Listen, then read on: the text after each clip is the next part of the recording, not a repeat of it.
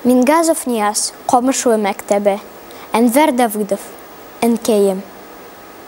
Моңсуланып торган күзләренә энҗе яшьләр тулган әнкәйем. Минем әйткән һәрбер сүземә дә гашыйк булып торган әнкәйем.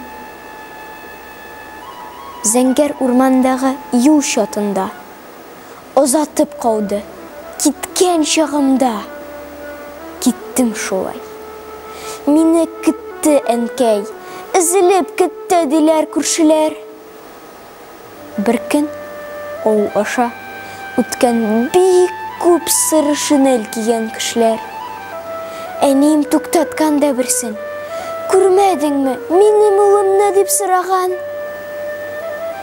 Юк шул дигәч, әнкәй барбер дигән. Бу солдатны ие алып кереп, теше кыймак белән сулаган. Безнең авыл аша ул елларда солдатлар күп үтеп йөргәннәр.